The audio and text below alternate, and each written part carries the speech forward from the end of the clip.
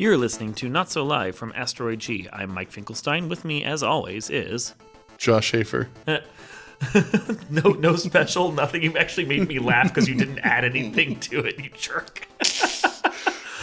You told me to take it more seriously. You were like, I did not! Josh, you need to take your intro a little bit more seriously. I said nothing of the kind. Who are they going to believe, Mike? Me, because it's my podcast. Meh. Actually, it's our podcast, damn it. Already, I've ruined it. That's it. I'm taking off these headphones. I'm done. I'm out. Take my G.I. Joes and my orange slices and going home.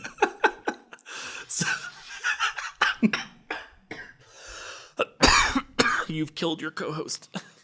I know CPR. I'm CPR certified. Someone call an ambulance. So, today I had a thought about, because you mentioned in our last podcast that Octopath, because we were talking about awesome Switch games, and it made me think about Square-Enix, which I'm sad about.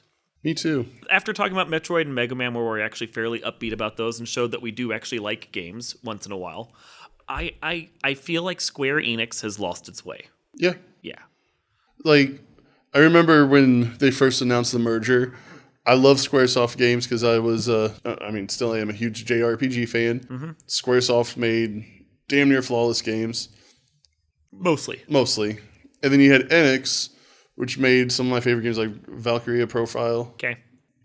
There's a second one too. I've not played them. The third one's not good because it was Square-Enix. There's a lot of those games that I'll admit I haven't played. Didn't Enix do, was it the Star Oceans or the Lunars or something else? Yeah, they did Star Ocean. Lunar's Silver Star Story was Atlas, I think. Maybe.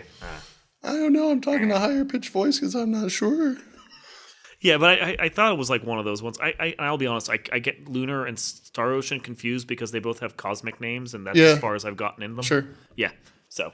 It might be Axis. I don't remember who did Lunar. Lunar's a good game. You should give it a shot, but... Okay. But you won't. It's too anime for you.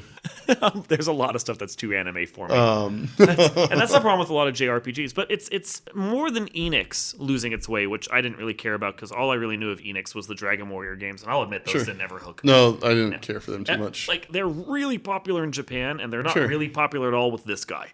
So... I am not Japan. I think we've clearly established this. But I loved a lot of the Super Nintendo and almost PlayStation era style Square games. So the first Final Fantasy is tough as nails, and it's not really, I don't think it's really the intent of the game itself to be tough as nails. It just was really poorly programmed. Well, it's one of the first, from my memory anyway, like true modern day RPGs. So like it was kind of a exploring unknown territory a bit. It set a lot of conventions, but in the process, it was programmed by one guy, and he didn't program it that well. No. The remakes are much more playable. Well, they improve all the things that were broken, because like half the buff spells and debuff spells in the game don't work, and like running was supposed to be based in such a way so that the thief was the best, but instead of using the run stat, it like uses the run stat on the player next to you, and then like if you're in the fourth player slot and your run stat is like based on some item you have, it's really broken. Yeah. It's really poorly programmed. But even as badly programmed as it was, there was a core to the original NES game that was fantastic. I love I never beat it until I got on the PlayStation remake because the NES one is impossible. Well, the PlayStation remake is also tough as nails as well, because it's basically, it fixed all the things that were broken, but didn't rebalance the game in the process. It did not. No. It did not. I haven't played on the Classic yet to know if I think it's just a part of the... It's the original emulation errors and all. Ooh. Like, if you're going to play the original NES version at this point, I fully recommend going, like, if you have a copy of the NES game, and you have a way of legally ripping it, I fully recommend checking out the Final Fantasy randomizer that they have out there, because they have a version where you can play the quote-unquote vanilla game with all the fixes. Oh. And then that basically rebalances the game the way it was intended to be, but you can still play the classic edition unrandomized. Oh, cool. So... I'm going to check that out. Yeah, that's a fun way to do it. I love watching the randomizer, and it's a blast. But I haven't played the second or third NES games, because, they didn't come out here. Nope. And I hear the third one is impossibly difficult. I played it on, what did it come out on? DS? Wii? DS, yeah. I played on DS, and it wasn't terrible, but I don't know. The DS remake is very different. Yeah, like, I don't know how similar it is, because I've never played the third one. Yeah, the third. Well, I mean, it's Fun fact, I do have the Famicom version of it. yeah. But guess what? Don't have a Famicom. Don't know Japanese. It's just one of those neat things that are on my shelf.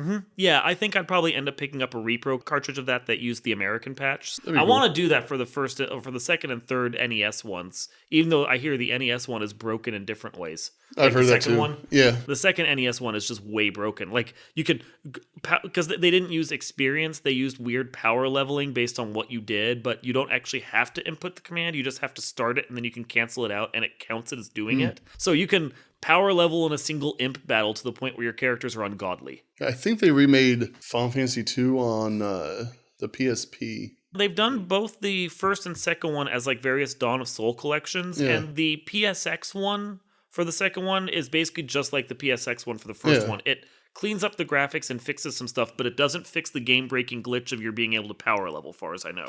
So you I'll have can to go back and try that. you can master that game if you want to. It's pretty forgettable, Yeah, honestly, as far as story goes. Yeah, because each stat in the thing is based upon whether or not you try and do something. So if you use the fight command and then like aim it at an enemy and then cancel it, it counts you as using the fight command. So you can just do that 256 times in a single, or 255 times in a single battle, and suddenly you get a bunch of points for it. And you do that with your weapons, you do that with your spells. I think you can do that with like doing unarmed combat, and it gives you like an evade bonus or a defend bonus or something. All right. There's a bunch of like, so you can like power level all your stats, and then the only way to gain health is to take damage. So you just have your guys battle each other right before you kill the last enemy. And then suddenly you like power level everything and your characters are ungodly. The game is kind of broken. Yeah.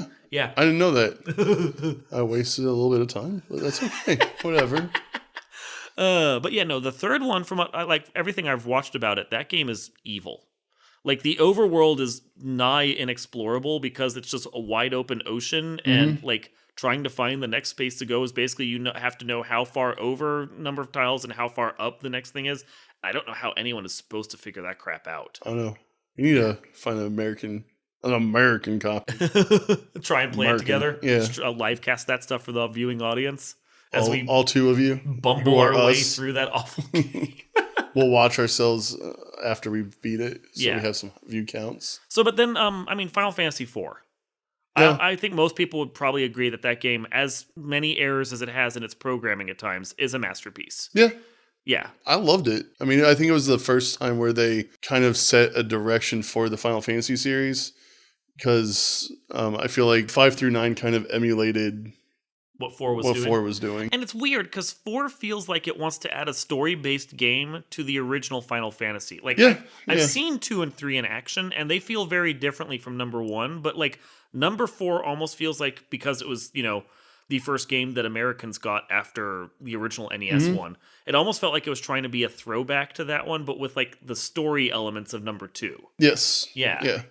And I mean, I know it gets a lot of flack, and it's usually not on anyone's top 5 Final Fantasy list, but I think there's something in there. Everyone seems to really like 6, but I love 6. I mean, I appreciate the simple brilliance of 4. Yeah, it was a nice start to a new direction of the series.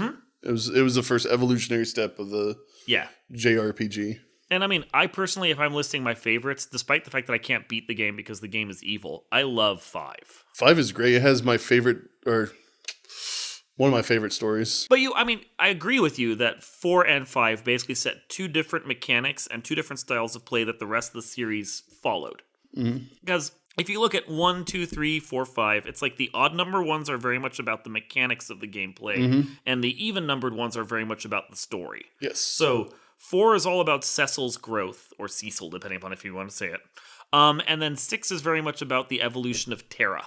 Yeah, and Locke. And Locke and Kefka winning. Yeah, and Shadow. I mean, I know Kefka dies at the end, but let's face it, the dude won. Yeah. Like, I remember when I first played that game, when he won in the midpoint. Yeah. I thought that was the end of the game. Yeah. I was like, what the fudge? And then like there was this whole other game. I was like, everyone's dead? Oh my God. Yeah, I mean, that's the thing is like, in my head, Kefka's like, yeah, you can come fight me at this point, but my entire goal has been achieved, so I don't care if I die or not. Yeah, you didn't really gain anything. No, like you defeat him, but the world still ended, so what's the point. Yeah. 6 was so beautiful, though. Oh, it's brilliant. And Kefka's the best boss. Oh, hands down the best. I think one of the best bad guys in video game history, honestly. Yeah. Oh, with his song and his weird maniacal laugh. I love his song. His song so much I love because it's like it starts off very sedate and proper and then it just goes crazy. Just like he does. Like suddenly cymbal smashes and things are happening. You're like, my God, this guy is insane. Yeah. It's brilliant. Like 5 is very much a mechanical game. Like there's a good story to it, but you don't pay attention to the story. You pay attention to the job system. Right. And the job system is brilliant. I like the job system. It was the first one of where you can just kind of switch classes. I mean, 3 had it, but no one played 3. Well, Japanese 3. Yeah. Yeah. I can't speak to it. Exactly. I mean, I've watched it, and it has its own job system, but it's not as well refined as it was in 5. Right. Because, I played it on the Game Boy, but it doesn't really count because I played Final Fantasy V before that, before that. Yeah. So. Well, and that gets for American audiences, 5 was the one we got before 3 happened. So the job system is completely irrelevant in 3 when you have 5. Exactly. And they have a job system in Octopath that's similar, but it's not as good. It's not as good, no. It's not as good. I like it. Yeah. But it's got its own quirks to it that I really enjoy, but it's definitely like this is 5, but we want to pull back some from what 5 did. It made it a little bit more linear, I think, in Octopath. Yeah, well, and getting the jobs in Octopath is strange too. I'm not as thrilled by that as I was with how it worked in 5, because in 5 it was a core mechanic of the game and felt organic. Mm-hmm. And then speaking of 7 is story based. It's very heavily story based, like 4 and 6, but it definitely feels like a mechanics game as well because of the materia. The materia system. Yeah, I know I'm going to make a lot of people mad if they listen to it, but 7 is like one of my least favorite of the first 9.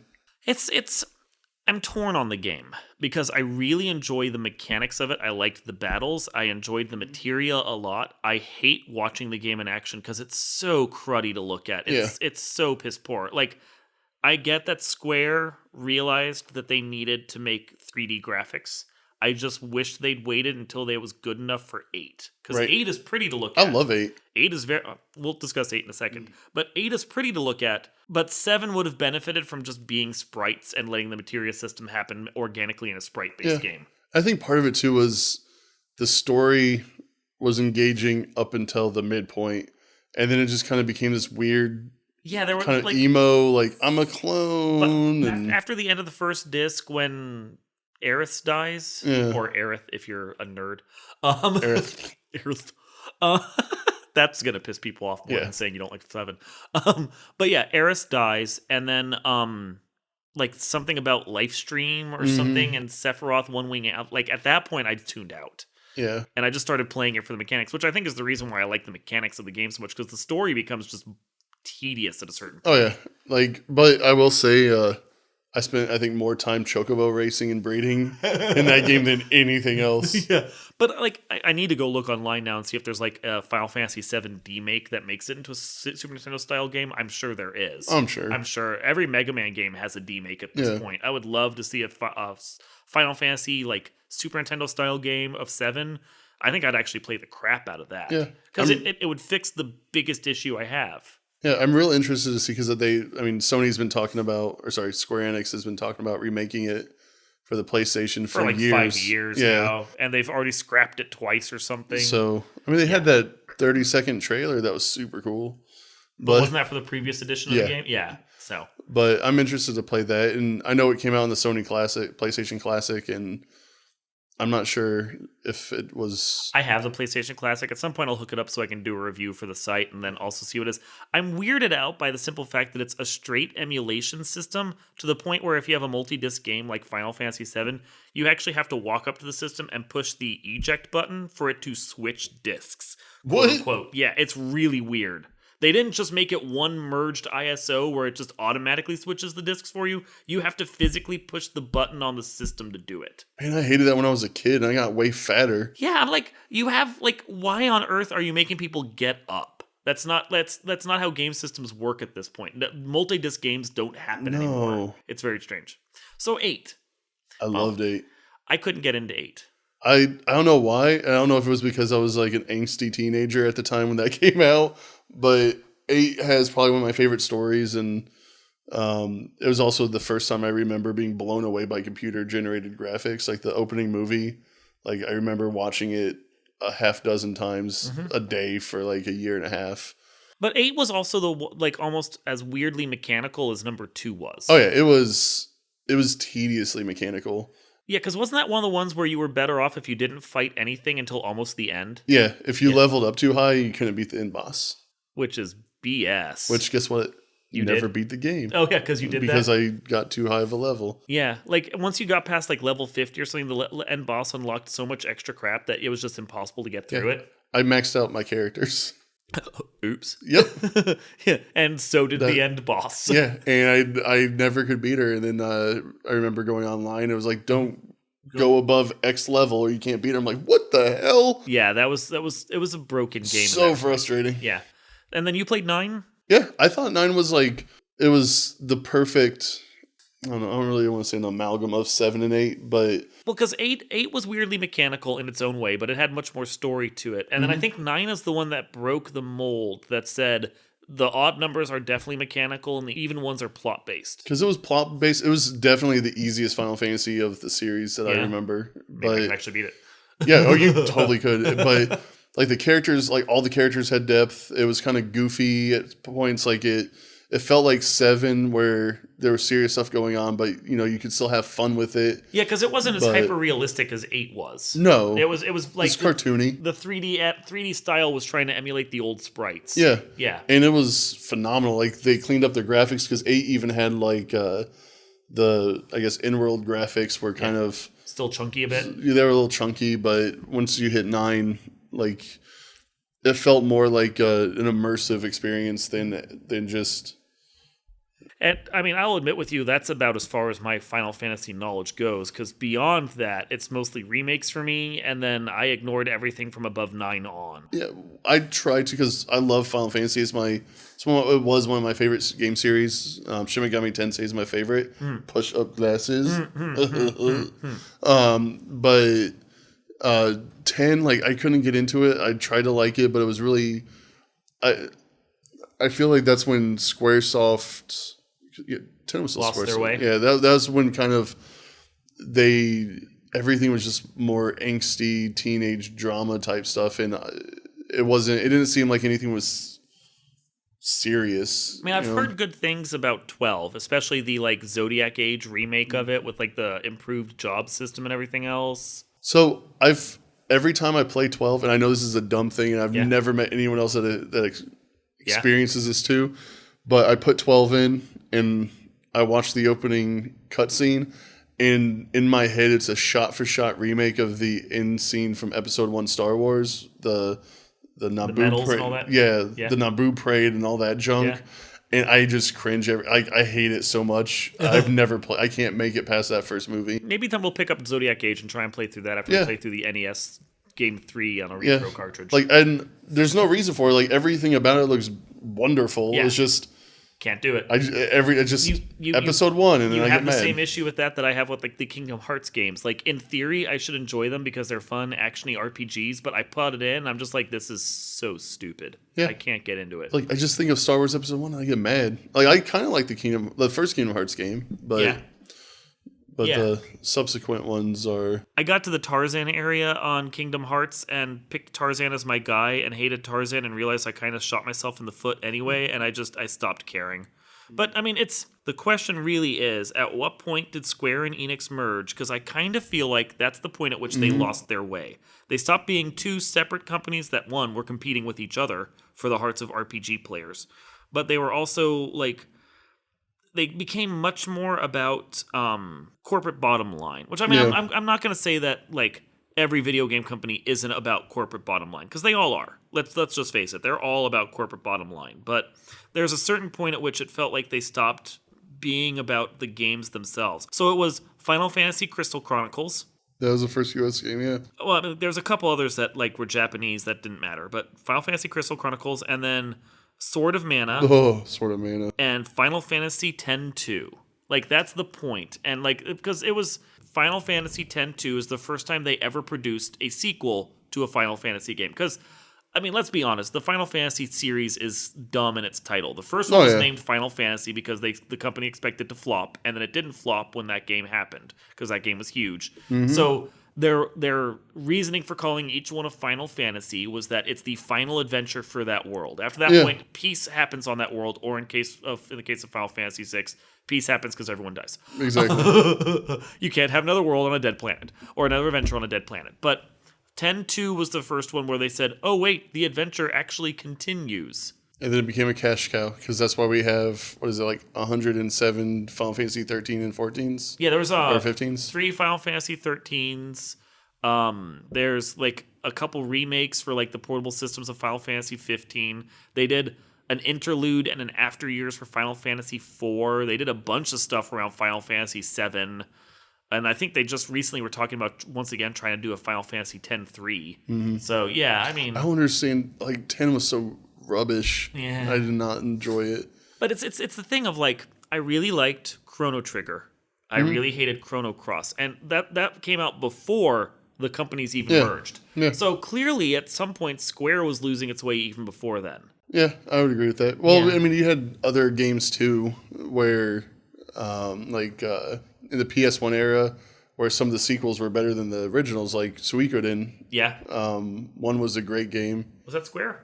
I thought that was someone else. It's someone else. It's not Square. Yeah. But I think it... Well, I won't lie. Every game company has ups and downs because Sure. as much as we will Yeah, that was Konami. much as we will rave about Super Mario 64 and a lot of people love Mario Galaxy, it's harder to defend Mario Sunshine, for example. Yeah. Yeah. There's always bad games. Every game has its ups and downs. And I'm only mad at Square because after releasing the really wretchedly bad but pretty to look at and gorgeous to listen to Chrono Cross, they never managed to come out with a third one to redeem the series. Mm-hmm. Ugh. One day, maybe. And I'm with you in the agreement that it feels like Final Fantasy has kind of lost its way. Yeah. And Like, I won't... Like, I used to make it a point to own every Final Fantasy game that came out, side ones or whatever. you had them all up through like the first 13, I think. When 13 came out, I Yeah. played it, and I was like, I'm done. And then you sold everything after 9, didn't you? Yeah. Yeah. Yeah. And I keep torturing you by telling you I'm going to buy you 13, 1, 2, and 3. They will find their ways in other... The only reason why I haven't Landfills. done it is because, yeah. But they'll join ET in the landfill. I'd rather play E.T. It became like too nonsensical. You know, it wasn't like a fantastical adventure. It was... Well, Final Fantasy VII started that. Yeah. Yeah. But I still enjoyed 8 and 9. I mean, 9's one of my favorites, and 8's one of my favorites. But when they started getting into more of like 10 was pretty much like a soap opera to me. Like, I didn't care about the romance at all. I couldn't get into either of the characters, like Yuna or Titus. It was just... And then Pretty Princess was X2. Well, yeah, no, but the job system slapped on to Pretty Princess. Yeah. Yeah, so how would you fix the series? How would you fix Square-Enix, like, if any of them? I mean, I don't know. You said that there were some games from Enix that you actually do like. Yeah, like the Valkyria Profiles Have games. they done any of those recently? No. Oh, no, they did do... I think a few years ago they did one on Game Boy, but it was wretched, if my memory serves. But Was that one of the ones that weirdly crossed over with the Final Fantasy series? I don't think so. There was a game that did that, but I can't remember which one it was. Yeah. I might be thinking of Suikoden Tactics, but No, because Suikoden's Konami. yeah. Yeah. No, there was a Game Boy game of something that I played and I was super excited for, and I hated it. Okay. But I think that they just need to worry less about how many games they can make and how, because people are always going to buy Final Fantasy games. If you slap a Final Fantasy name on something, people are going to buy it. It's true. It's absolutely true. And I know people that play those games for hours upon hours upon hours. That's fine if that's what they're into. But I think if they wanted to return to better, more stable storytelling, they need to kind of shake things up, give us a new system that's entertaining. Or, I mean, hell, honestly, I'd be okay if they reused one or tweaked like the Materia system from 7 or the job class system in 2. Yeah.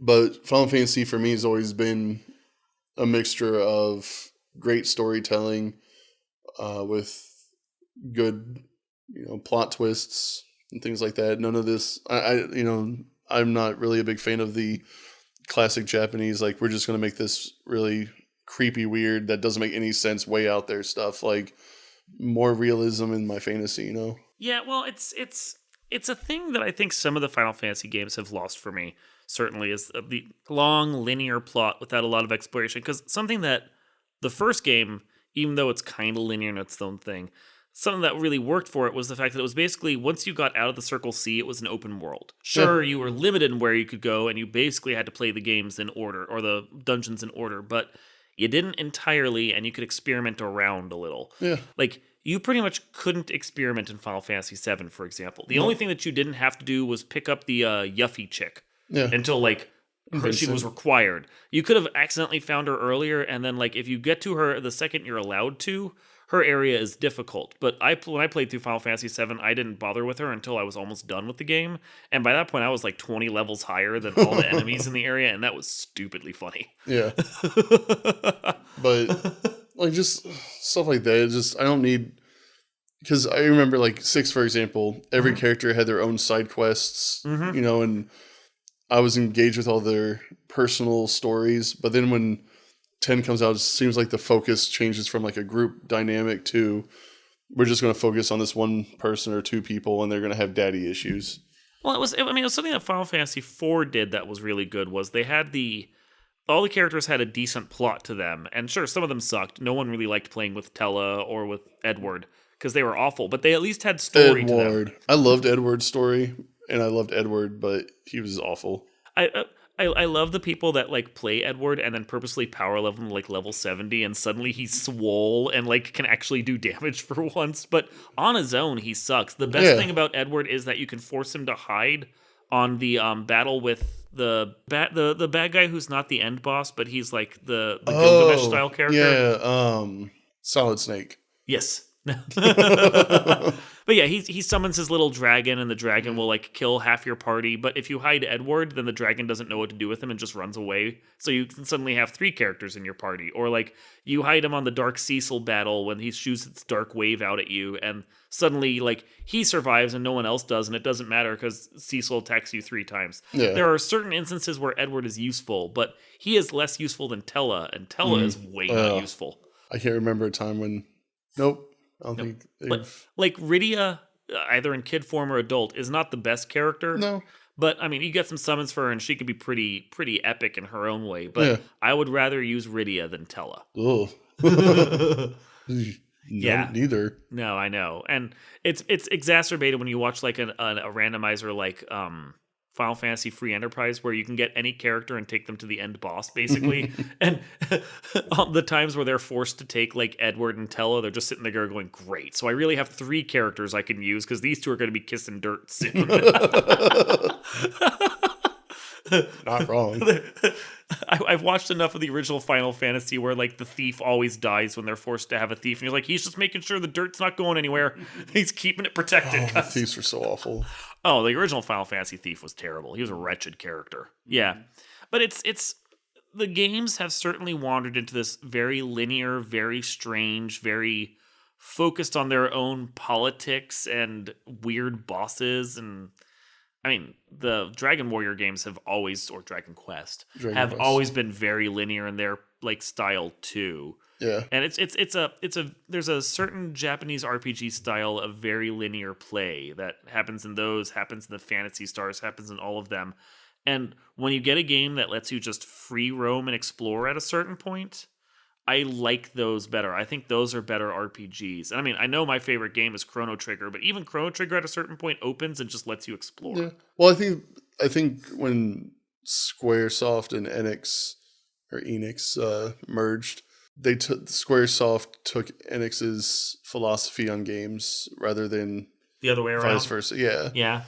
Because it just kind of corporatized everything. So what you're saying, what you need to do to improve the Final Fantasy series is to split the 2 companies apart. Yes. Okay.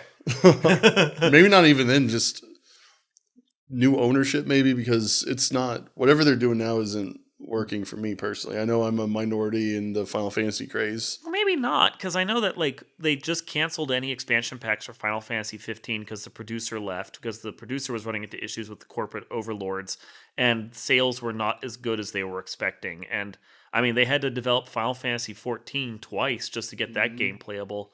And I think Final Fantasy 11 is slowly starting to wrap up now because people just aren't playing it like they I used played to. that so much back in the day. Back in the day. But I didn't know it was still around. I thought they killed all those servers. I think it's still up.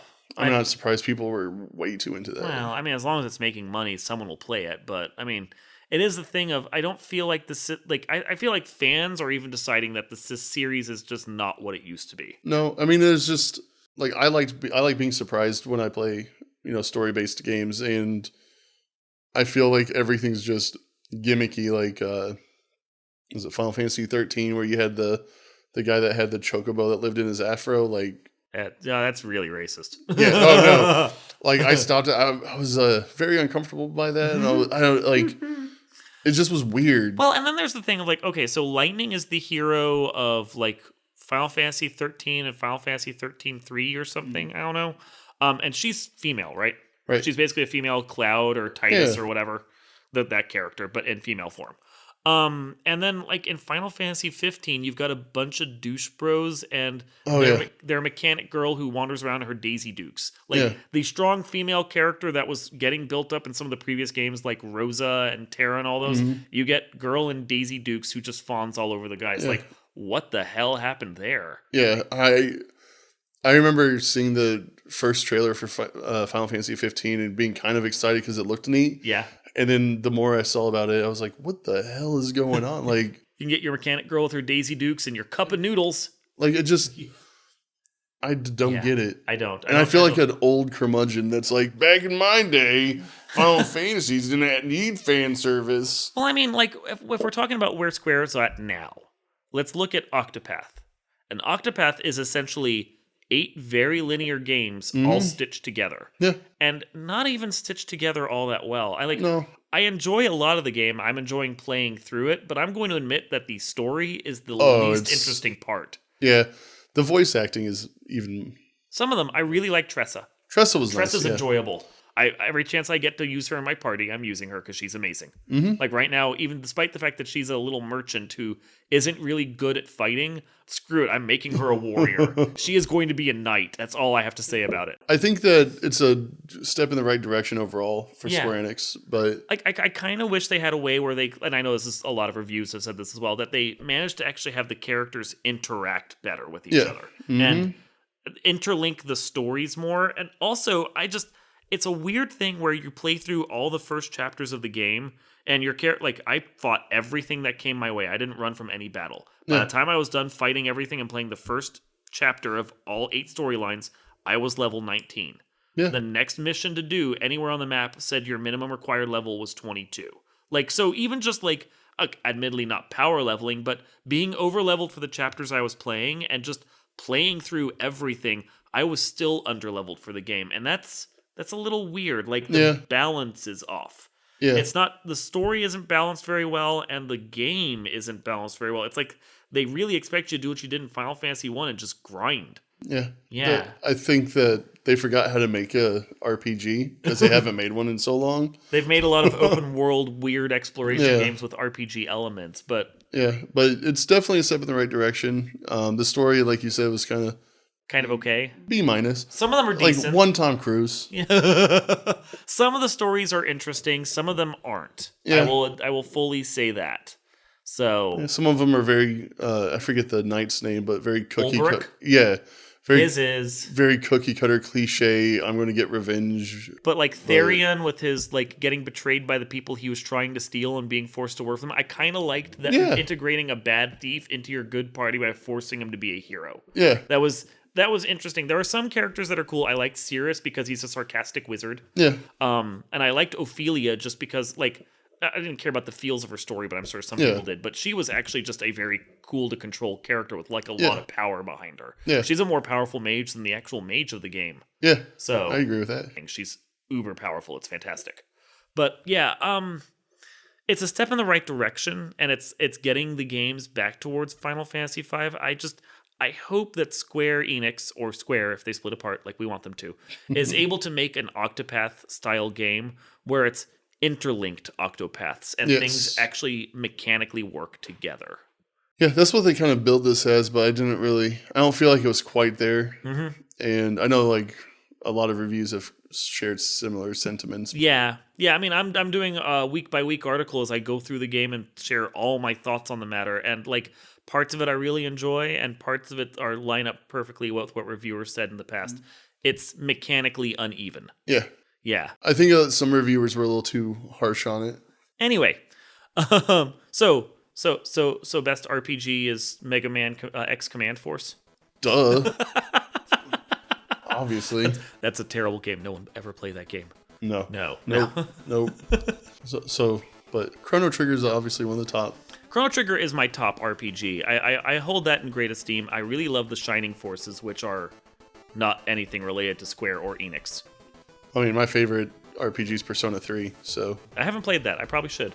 Yeah, you might like it.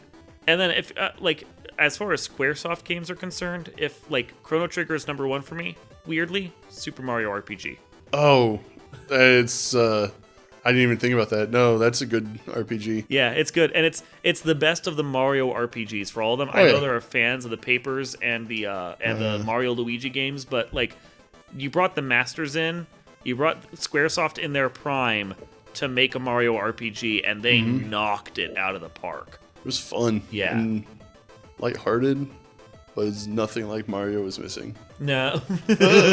So, best RPG, Mario was missing. Yep. All right. I have been Mike Finkelstein. You've been Mike Finkelstein? I may not be in the future. Oh.